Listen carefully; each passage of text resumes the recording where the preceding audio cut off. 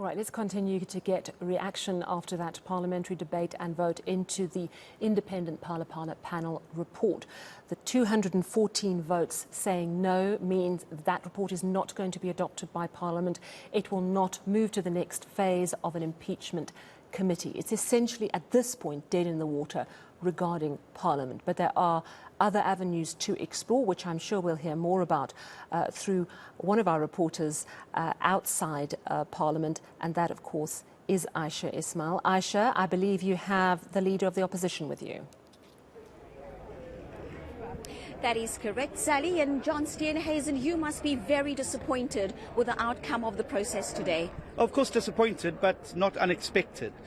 Disappointed because once again we're seeing the ANC being prepared to break Parliament in order to protect and shield the President from accountability. And we've seen this movie before. It was called eNCA.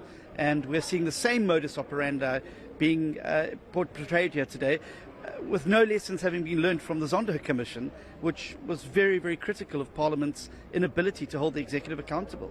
But this is now effectively the end of the impeachment inquiry. What is your next move? Yes. Well, if the President thinks that today is going to draw a line under this and it's going to go away, he's sadly mistaken.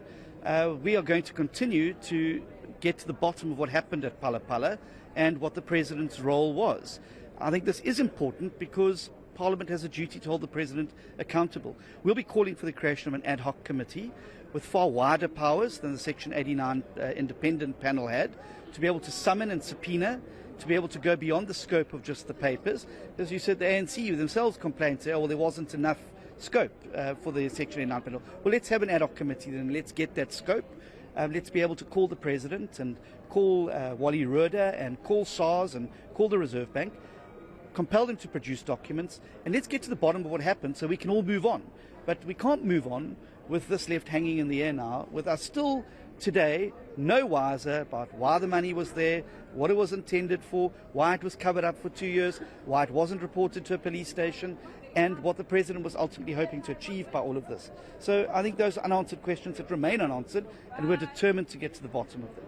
But shouldn't you perhaps wait for the other processes to be concluded? For instance, the Hawks are investigating the Public Protector as well as the South African Revenue Services.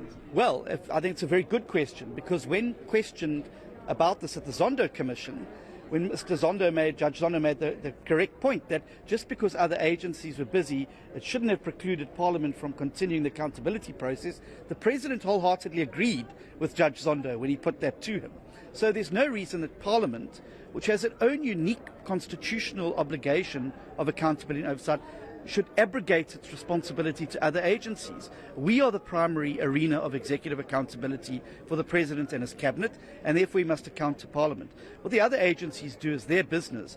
We as parliamentarians have got to uphold our end of the constitutional bargain and do that by exercising oversight of the President through whatever means Parliament is able to provide us to do so. Now, we of course know that the President has taken this report on review to the highest court in the land. He wants it to be reviewed and set aside. What now happens to that process? Well, it's going to be very interesting to see how the Concord deals with this matter, because there's no urgency.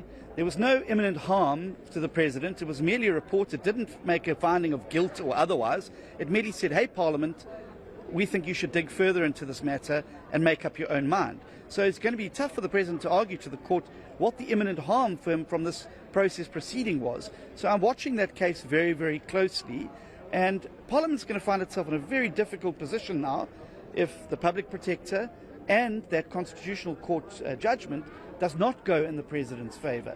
What does Parliament then do after having just prematurely thrown out an independent panel report that it itself commissioned?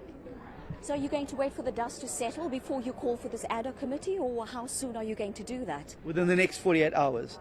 We can't sleep. There's no opportunity to rest while the accountability job remains to be done. And the sooner the President comes clean on this, the sooner the President takes South Africa into his confidence about all of this, the better it's going to be for him and the better it's going to be for the country.